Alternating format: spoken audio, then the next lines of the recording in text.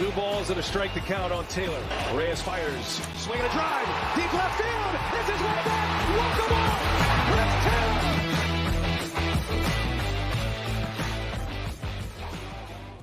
What's up, everybody? Welcome into DodgerHeads, presented by DodgerBlue.com, part of the Blue Wire Podcast Network. My name is Jeff Spiegel. That is Blake Williams. We both have silly grins on our face because the newest member of the Dodgers was just featured in our intro video. Relief pitcher Alex Reyes, famous for serving up Chris Taylor's home run. The last pitch Alex Reyes threw was Chris Taylor's walk-off home run back in the wildcard game a couple of years ago. But Juan Toribio reporting that the Dodgers and Reyes have agreed to a one-year deal worth $1.1 million. There are some incentives. There's also a $3 million club option for 2024. Blake, you have declared Reyes, quote, your guy. So I'll give you the first crack at this one. I take it you're happy with this move. Yeah, him and JP Fireeisen were the two relievers I wanted coming into this offseason, and they got them both. Both of them had shoulder surgery, but the reason I wanted those guys is because there's so much upside. When they've been healthy, they've been two very effective relievers with high strikeout numbers. Reyes specifically has had walk issues. I think he walked like 6.5 batters per nine the last time he was pitching in the major leagues, but his strikeout upside is elite. He's been a closer. He was a former top prospect, and he just has elite stuff. So if he can stay healthy, I think the Dodgers can work with him and get him even better than where he was previously. Yeah. Now, we should clarify that if he stays healthy is just about the biggest caveat you could possibly throw. He's expected to miss at least a few months in the upcoming season is the expectation. So hopefully it's not a Danny Duffy situation where a few months turns into a few years. But you look at Reyes' health history, and that's the biggest concern. Just looking at, he comes up to the majors in 2016 and is really good. 1.57 ERA across 46 innings, good for 1.3 wins above replacement. He misses all of 2017. He pitches 4 innings in 2018, 3 innings in 2019, 19 innings in 2020, 2021, 72 innings, the only season in his career in which he had more than 15 appearances. And then he misses all of 2022. And we're talking about a range of injuries here. He had lat surgery in 2018, Tommy John surgery in 2019, some shoulder stuff since then. That's the negative, as well as the walks, which you mentioned, 6 walks per 9 for his career. The upside, though, is what gets you excited, Blake, and what I'm excited about. This is a guy who is in my offseason plan as well as kind of the final piece of the offseason. I went 0 for 3 on my major moves. We hit the one small move, so we'll take that. But you mentioned it. This is a guy who's a former top prospect with elite stuff. You look at sort of his splits from 2021. The reason he was an all-star, he threw 41 and a third innings in the first half, good for a 1.52 ERA, 54 strikeouts in 41 and a third. That's what he brings to the table when he's at his best. The fastball is touching 97, 98. He's a nasty guy. He has back of the bullpen closer type stuff, but he didn't pitch at all last season. As I said, the last major league pitch he threw was that wild card game in 2021. So the big question is, Blake, we've talked about upside. We've talked about the injury risk.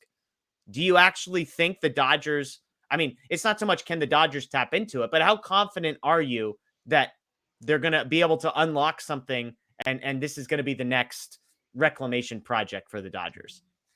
I wouldn't say I'm necessarily confident in it just because of his health issues. Like, as you mentioned, he has trouble staying on the field. But with his stuff, it's just really intriguing. And anytime you can get a guy like that on a one-year deal for $1 million with an option for the next year, like, you just have to do those kind of deals. That's how Friedman always builds his bullpens. He throws a bunch of darts at the board, and whatever ends up sticking is what they go with, and it usually works out pretty well. So when you can get a guy with back of the bullpen stuff for that cheap, you just have to do it, and it's really exciting that they were able to. And I'm sure Reyes wanted to come here and work with the Dodgers pitching guys like we've seen so many pitchers do already, so that probably played into it as well. Yeah, I mean, look, I was going through my notes. We did a video in November talking about a rumor that the Dodgers were connected to Reyes, and even at the time, I mean, looking at the Dodgers bullpen, it's starting to get a little bit crowded out there. This isn't a minor league deal with an invite to Major League camp. This is a Major League deal, a spot on the 40-man roster. And you just look at the 40-man roster. In addition to Reyes, you've got Yency Almonte, Phil Bickford, Justin Brule, Caleb Ferguson, Fireeisen, who's obviously injured at the moment, Victor Gonzalez, Brusdar Graterol, Michael Grove, Daniel Hudson, Andre Jackson, Shelby Miller, Evan Phillips, Blake Trinan, Alex Vesia.